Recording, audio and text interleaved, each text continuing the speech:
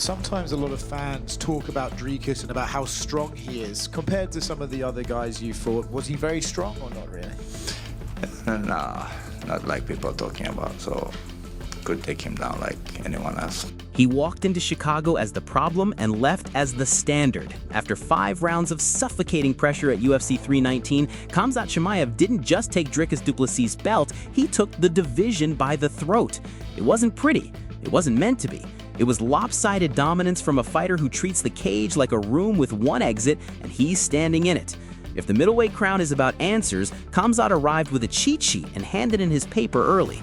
Before we get deeper into who might actually dethrone Khamzat, make sure you hit subscribe to Strike First MMA. This is where we break down the stories, rivalries, and rumors you won't hear anywhere else. But that wasn't the whole story. When the dust settled, a familiar voice cut through the noise.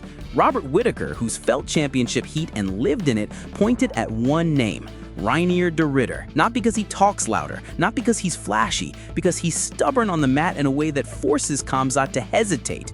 Whittaker's read was simple. The one who makes Khamzat think twice about shooting, like Gilbert Burns once did, is the one who drags him into a different kind of fight. Whittaker believes that man is de Ridder, and the receipts keep coming. You know what? And I know they were already trying to sell it out. De Ridder. I think de Ridder's got a good shot. Because I think the person that has given Chimaev the closest fight, in my opinion, has been when he fought Gilbert Burns. Gilbert Burns, yeah. So and that was because Chimaev was respectful and cautious of Gilbert's jiu-jitsu game. Yeah. And de Ridder is a ground player. He's a tall bottom player jiu-jitsu guy. And then if he does respect his ground, like he did in the Burns fight, and it becomes like a bit of a slugfest, I think de Ridder's really unconventional. Like he's got some annoying attacks and shots that might give Chimaev some grief. But De Ridder did his stroll in from one with a highlight reel and a handshake. He switched continents and started stacking names. Submissions, clean positional control, then a split decision win over Robert Whittaker that turned interesting prospect into problem right now. That wasn't a freak moment or a lucky bounce. It was a 6'4" technician making great fighters second-guess their first move. ESPN's ledger puts him at 4-0 in the UFC, with a live booking versus Anthony Fluffy Hernandez in October, unless the promotion reshuffles the deck. Either way, the resume isn't whispering, it's yelling. But styles make this dangerous. Yeah, I was just training with Strickland over the last couple of weeks, so it wouldn't be as nice to call him out, I guess.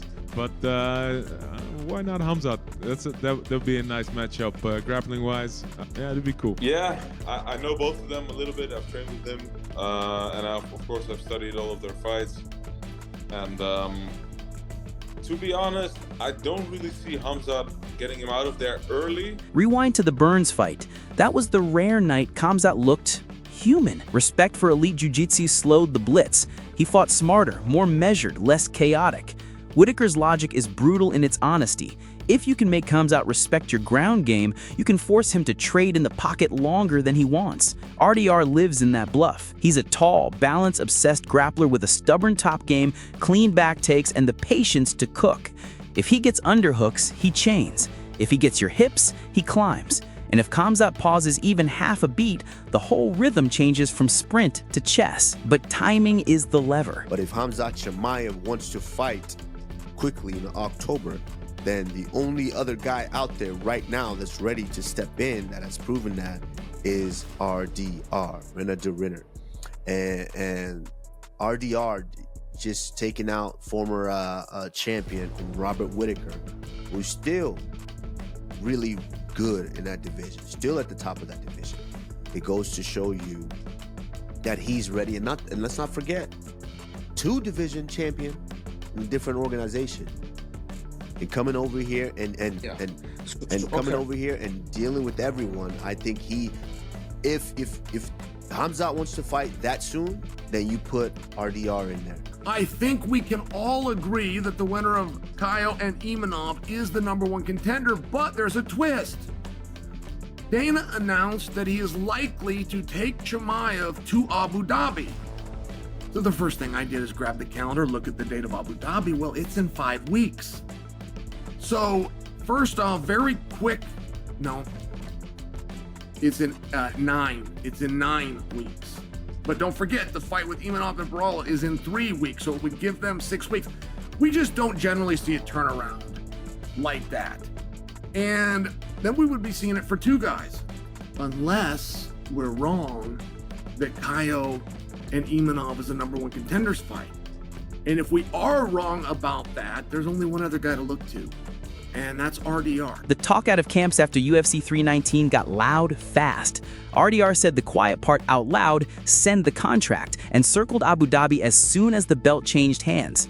That's not just confidence, that's a fighter reading the business. Khamzat sells in the desert, but the matchup game is more Rubik's Cube than wish list. ESPN has de Ridder penciled in against Fluffy Hernandez on October 18th, which either becomes a springboard or a speed bump depending on how the UFC wants to play it. If the promotion decides Abu Dhabi needs the stylistic puzzle, RDR's phone stays on loud. If not, the road to Khamzat might require one more scalp. Meanwhile, the line keeps forming. Nasiruddin Imavov and Caio Baralho aren't trending because they scream. They trend because they solve. Imavov manages distance like he's measuring with a laser. Baralho is a systems guy. No wasted steps, no free reads. UFC Paris on September 6 feels like a semifinal with title stakes hidden between the lines. If Khamzat wants a different kind of challenge, one built on pace traps, feints, and denial, either man can force him to a long night. The winner comes out with leverage. If not a literal number 1 contender tag, then the momentum that behaves exactly like one. But chaos sells too. Sometimes it's not the chessboard, it's the fire.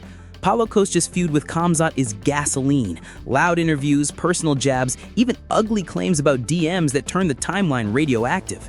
You can argue about who's fibbing, but you can't argue about clicks. If the UFC decides to chase heat over hierarchy, Khamzat Costa writes itself in one word: grudge match. On another branch of the tree sits Alex Pereira, still the scariest name in the room when the gloves stay upright. He's been busy chasing light heavyweight gold in rematch arcs, but the shadow he casts over any Khamzat conversation is obvious, striking danger the size of a billboard. If legacy is the target, the Pereira path is the shortest line to history's loudest headlines. So who really is the one? Here's the thing the belt can't explain. Dominance creates boredom. If no one can push you off script, that's why Whittaker's pick hits so hard. De Ridder doesn't promise chaos. He promises problems. He promises scrambles that become traps and clinches that stop feeling like clinches. He promises a fight where Khamzat has to make choices instead of dictating them. Maybe Khamzat bulldozes anyway. Maybe he mauls until the judges don't need pens. But if there's a man who can make Khamzat blink first, it's the one who grabs your base, drains your posture, and dares you to solve jiu-jitsu under bright lights with a belt on the table. That's Reinier de Ridder, the tall puzzle in a division full of punchers. New king at 185. A Dutch problem with a 4-fight UFC streak and a Whittaker win.